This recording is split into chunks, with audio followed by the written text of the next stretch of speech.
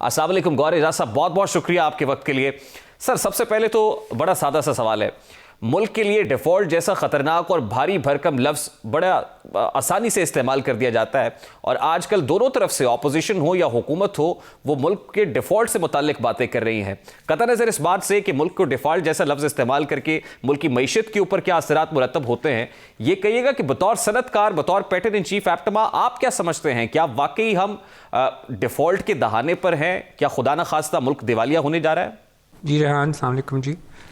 देखें, आप जो है पाकिस्तान के बारे में जो है अगर डिफ़ॉल्ट की बात करेंगे तो मैं as a businessman, as an industrialist, as एप्टमा का पैटर्न चीफ ये सोच भी नहीं सकता कि जो है पाकिस्तान कभी भी इस कंडीशन में आएगा कि वो डिफ़ॉल्ट करे।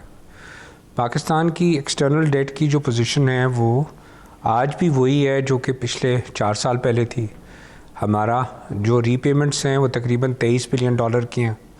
हम करंट अकाउंट डेफिसिट हमारे हाथ में है, हम समझते हैं कि 10 बिलियन डॉलर, फाइनेंस मिनिस्टर साहब कहते हैं कि होगा 33 बिलियन डॉलर है और 33 बिलियन डॉलर की फाइनेंसिंग ज़रूरी है।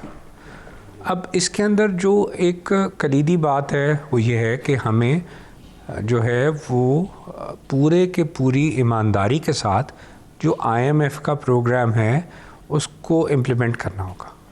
क्योंकि IMF का प्रोग्राम क्या है? IMF का प्रोग्राम ये है कि वो कहते हैं कि आप अपने मुल्क में ऐसी स्ट्रक्चरिंग करें कि आपके मुल्क में एक्सपोर्ट्स बढ़ें, इंपोर्ट्स जो हैं आपकी कंट्रोल में रहें, आपका जो खसारा है वो कंट्रोल में रहे, जो आप ख़र्च करें वो आप अपने जो है जेब में पैसा है उसको खर्च करें।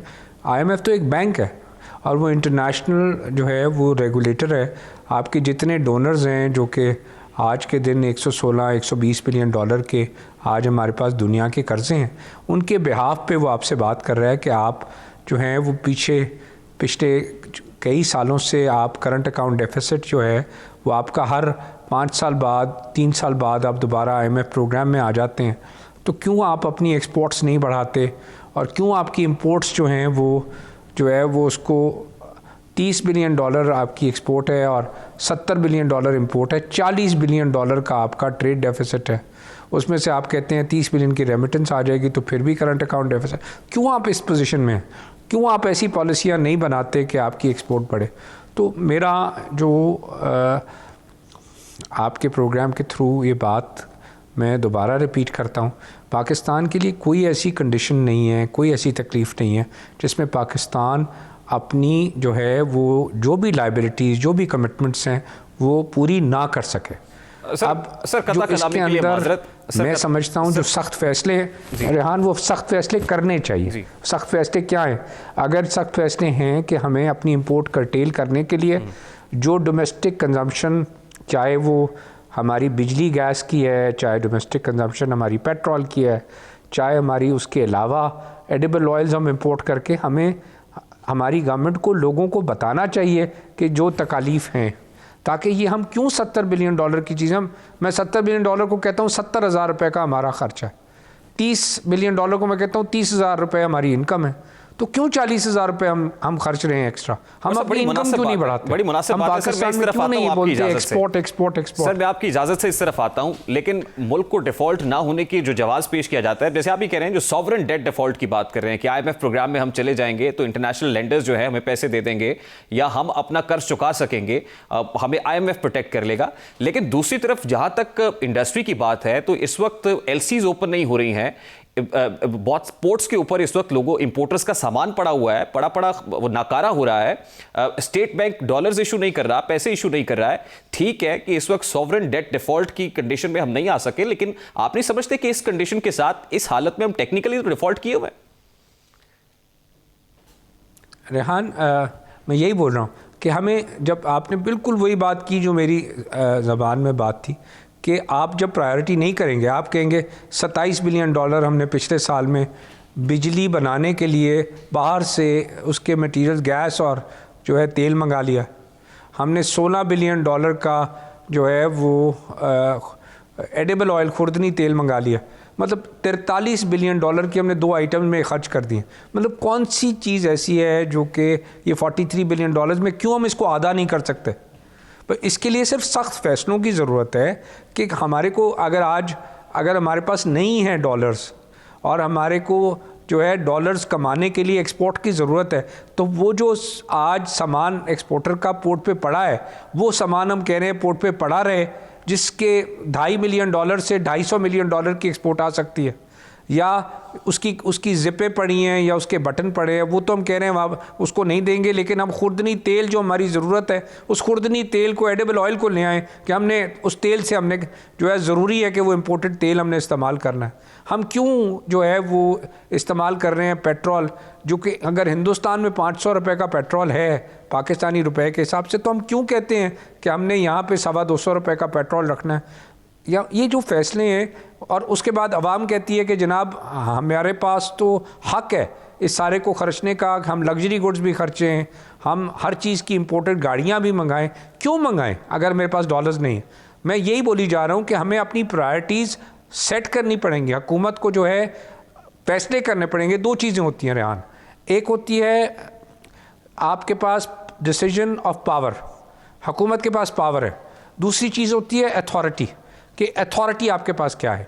अब हुकूमत के पास ये उसने सोचना है क्या उसके पास पावर है तो है, अगर उसके पास अथॉरिटी, अगर उसके पास पब्लिक मैंडेट उसके पास मौजूद है, तो आवाम ने उस फैसलों पे लब्बैक कहना है। उस लब्बैक कहने के लिए हमारे को आज कौम को तैयार करना है कि हमारे पास ये डॉलर्स खर्चने के लिए नहीं है। नहीं तो मैं कहता रहूँगा पोर्ट के ऊपर मेरा सामान पड़ा रहा है, वो एक्सपोर्ट के लिए सामान पड़ा रहेगा और हम यहाँ पे एडिबल ऑयल और पेट्रोल खाते चले जाएंगे। तो मैं यही बोल रहा हूँ। IMF क्या बोल रहा है आपको? IMF रेगुलेट कर रहा है कि आपको, अगर आप ये सारी टर्म्स मान जाएंगे, आपको जो हमने लिख के रीशेड्यूलिंग के लिए दिए हैं, तो आपको पूरी दुनिया कर्जा दे देगी। लेकिन अगर हम नहीं मानेंगे तो हमारे को दुनिया से इस कर्जे के सामने नया कर्जा भी नहीं मिलेगा, और हम उस प्रोग्राम के तहत दुनिया के सामने जो आप बोल रहे हैं डिफ़ॉल्ट का ख़तरा, तो डिफ़ॉल्ट का ख़तरा तब होगा जब हम इस प्रोग्राम में, जिसमें हमने एग्री किया हुआ है, उस प्रोग्राम को हम इम्प्लीमेंट नहीं करेंगे।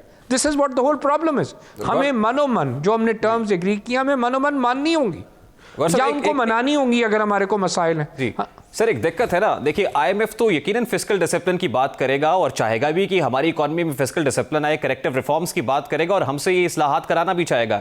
लेकिन सवाल हमारे यहाँ बड़ा सादा सा है कि एट व्हाट कॉस्ट? जो हमारी हुकूमतें हैं वो पॉलिटिकल इंस्टेबिलिटी की वजह से ऐसे फैसले नहीं कर पा रही हैं जो फैसले इकोनॉमी के लिए बेहतर हों, बल्कि वो फैसले हो रहे हैं जो पॉलिटिक्स के लिए बेहतर हों या उनकी अपनी सियासत के लिए बेहतर हो। तो आप ये समझते हैं कि जो पॉलिटिकल टर्मोइल है या पॉलिटिकल इंस्टेबिलिटी है, वो भी एक बहुत बड़ी वजह है कि हम वो देर पा फैसले, क्योंकि आप इंपोर्ट सब्स्टिट्यूशन की बात कर रहे हैं। इंपोर्ट सब्स्टिट्यूशन यकीनन ओवरनाइट नहीं हो सकती, उसके लिए तो आपको ऐसे फैसले करने पड़ेंगे जो अगले 5-10 सालों के लिए हो।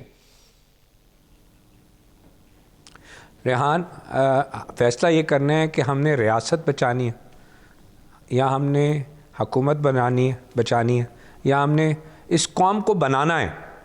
मेरा ईमान है हमने इस कौम को बनाना है। ये 23 करोड़ लोगों की कौम है और इस कौम को जो है वो, ये मुल्क हमारे पास बहुत बड़ी इस कौम का सरमाया है। इस मुल्क को हमने लेके आगे चलना है। रेहान, ये हम दुनिया की 5वीं बड़ी पॉपुलेशन है, हमने 5वीं बड़ी इकॉनमी बनना है। हमने ये ख्वाब देखना है कि हमने 5वीं बड़ी इकॉनमी बनना है। हम $30 बिलियन की एक्सपोर्ट के ऊपर खड़े हैं, हमने $300 बिलियन की एक्सपोर्ट होना है। हमने $300 बिलियन की इकॉनमी खड़े हुए हैं, $1300 पर पर्सन की इनकम पे खड़े हैं। हमने तो इससे 10 गुना आगे जाना है रेहान। तो ये आज के दिन जो भी फैसले हैं, वो फैसले हमने वो करने हैं जो हमारे मुल्क के लिए ठीक हों। हमने अपनी हुकूमत नहीं बल्कि अपनी कौम को बचाना है। तो जो आपने फैसला करना है कौम के साथ शेयर करें ना, कौम को जगाएं, कौम को बताएं कि कौम को ज़रूरत क्या है और उसके बाद मुल्क को लेके चलें। कोई मसला नहीं होना, लेकिन अगर कौम से छुपाएंगे तो मसला होगा। मैं ये बोल रहा हूँ। और हमें एक्सपोर्ट बढ़ानी है, हमें डोमेस्टिक इकॉनमी चलानी है, हम अगर अपनी डोमेस्टिक इकॉनमी को बंद कर देंगे, हम अगर एक्सपोर्ट को के लिए जो मटेरियल्स आए हैं पोर्ट से नहीं छुड़ाएंगे, हम IMF प्रोग्राम्स को जो आया जो उसमें गलतियां उनको भी बताएंगे, तो बैंक है ना, वो मान जाएंगे। क्यों नहीं मानेंगे? अगर जो चीज़ें मुल्क के लिए बेहतर है वो IMF भी मान जाएगी अगर उसमें हमें तब्दीली करने की ज़रूरत है। लेकिन हमें मुल्क चलाना है, हमें मुल्क बचाना है, अपनी कौम को बचाना है। गौर साहब, ये रियल इश्यूज हैं आपकी इंडस्ट्री के, खास तौर पे as far as textile sector is concern. तो हमने लास्ट ईयर बहुत अच्छी एक्सपोर्ट्स देखी, लेकिन क्या वजह है कि जो जुलाई तो अक्टूबर जो स्टैट्स आपकी तरफ से आ रहे हैं वो ये कि टेक्सटाइल एक्सपोर्ट्स के अंदर 4% की कमी वाकई हुई। और फिर आपने फाइनेंस मिनिस्टर को खत भी लिखा है, उसमें भी आपके कुछ मुतालबात हैं। तो ये किस हद तक एड्रेस हो रहे हैं ये इशूज? रेहान, ये जो नंबर्स है, आप 4 साल का रन देखें रेहान, तो हम जो है जो शुरू में $13.25 बिलियन से हम 2018 पे शुरू हुए और हमने 2022 का जो साल बंद किया वो $19.37 बिलियन पे बंद किया। मतलब $6 बिलियन की सालाना की एक्सपोर्ट टेक्सटाइल सेक्टर ने बढ़ा दी। ठीक है, अब दुनिया में आज के दिन क्या हुआ कि हमने 5 महीने में हमारी एक्सपोर्ट सिर्फ 4% घटी है, सिर्फ 4%। अब दुनिया में आज के दिन क्या है कि दुनिया में कसाद बाजारी है, उसके बावजूद पाकिस्तान के एक्सपोर्ट सेक्टर ने इतनी बड़ी ग्रोथ ली हुई है 4 साल में, उसको भी सस्टेन कर रहा है। दुनिया के अंदर एनर्जी प्राइसेस जब 4 गुना और 5 गुना हो गई हैं, तो उनका बजट भी जो पैसे खर्चते थे वो पैसे खर्चने सबसे पहले उन्होंने जो है वो अपनी कंजम्पशन टेक्सटाइल्स की कम की है। वो ना मॉर्गेज को रोक सकते हैं जो उन्होंने बैंक का सूद लिया हुआ है घर के लिए, ना गाड़ी की मॉर्गेज रोक सकते हैं, ना बच्चों की स्कूल की फ़ीस रोक सकते हैं। टेक्सटाइल गुड्स जो थी वो कंजम्पशन की गुड्स थी, लेकिन खुदा का शुक्र है उसके बावजूद, क्योंकि हम इतनी लग्जरी गुड्स में या महंगी चीज़ों में नहीं है, हमारी एक्सपोर्ट सिर्फ 4% घटी है। पाकिस्तान के पास इस वक्त $5 बिलियन की नई इंडस्ट्री लग गई है, जिसके पास कैपेसिटी $5 बिलियन और एक्सपोर्ट करने की है। हम $25 बिलियन की इस वक्त कैपेसिटी पे बैठे हैं। आज के दिन हमारे को सिर्फ प्रायोरिटी लेनी है कि हमने पैसे, ये वो कमाऊ बेटा है जिसने पैसे कमा के ला के देने हैं मुल्क को। हमारा मसला सिर्फ $10 बिलियन का है। उस $10 बिलियन में से 5 तो यहीं पड़ा हुआ है टेक्सटाइल इंडस्ट्री के लिए। हमने उनके जेब में पैसे डालने हैं। हम क्या कर रहे हैं कि हम सेल्स टैक्स कलेक्ट कर रहे हैं और 200 अरब रुपए जो है वो हम 250 अरब रुपए कलेक्ट करते हैं और उसमें से 200 अरब उनको वापस रिफंड कर देते हैं कि हमने 50 अरब रुपए डोमेस्टिक टैक्स देना। भाई हम क्यों कलेक्ट कर रहे हैं? 1125 का मैकेनिज्म SRO का 10 साल लगा रहा है।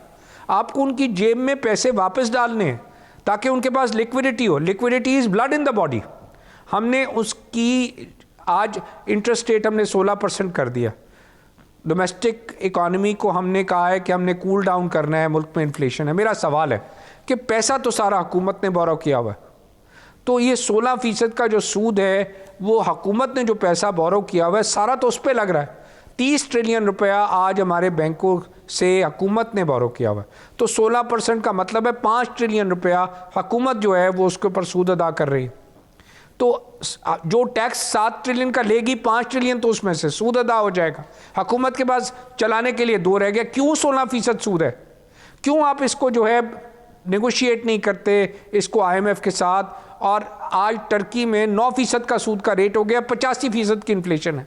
हमारे यहाँ तो सारी इंपोर्टेड इन्फ्लेशन है, क्योंकि डॉलर की वजह से, डीवैल्यूएशन की वजह से हमारे यहाँ पिछले साल आज के दिन 170 रुपये का डॉलर था, आज डॉलर का रेट 224 या 225 रुपये।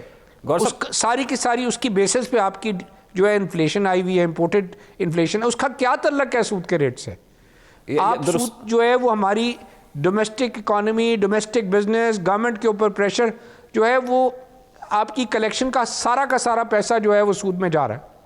आपको इस सिस्टम को चलाना है। डोमेस्टिक इकॉनमी रुकी पड़ी है उसकी वजह से। सर लास्टली आपने डोमेस्टिक इकॉनमी चलानी है, आपने एक्सपोर्ट सरप्लस क्रिएट करना है, आपने मामलात हुकूमत चलाने। ये सारी चीज़ें आपको, अगर IMF से प्रोग्राम में कोई गलती हुई है तो आपको करेक्शन करानी है उनमें से। एक प्रॉब्लम है ना गौर साहब, एक प्रॉब्लम है। देखिए IMF जो डू मोर का मुतालबा कर रहा है वो 800 बिलियन के मजीद टैक्सेस कलेक्ट करने की बात कर रहा है IMF हुकूमत से डू मोर का मुतालबा कर रहा है। ऐसे में आप भी हुकूमत से ये कह रहे हैं कि जो गैस टैरिफ है उसके अंदर कमी लेकर आए। बिजली के टैरिफ के हवाले से लोग ये कहते हैं कि जो एक्सपोर्ट ओरिएंटेड इंडस्ट्री है उसको ऑलरेडी हुकूमत ने, इसहाक डार साहब ने आने के बाद जो है वो काफी स्पेस दी है। अब गैस से मुतालिक बात हो रही है तो वो एक बहुत बड़ा शिकवा IMF का पहले है कि आप टैक्स रेवेन्यू कलेक्ट नहीं कर पा रहे और दूसरी तरफ सब्सिडीज दे रहे हैं। रेहान, आपने जो बात की मैं उसी का जवाब दे रहा हूँ। 800 अरब वो IMF क्यों बोल रहा है? क्यों आपका डेफिसिट हो गया 800 अरब रुपए का। अब जो डेफिसिट हुआ, मैं कह रहा हूँ ये अगर 30 ट्रिलियन का हुकूमत का डेट है, आप 2.5% इंटरेस्ट रेट खत्म कर दें तो आपका जो है ये डेफिसिट खत्म हो गया। आपको नेट टैक्स लगाने की जरूरत ही नहीं है। आपको फैसले करने पड़ेंगे जो पाकिस्तान के, और उनके साथ बैठ के एग्री करना पड़ेगा IMF के साथ।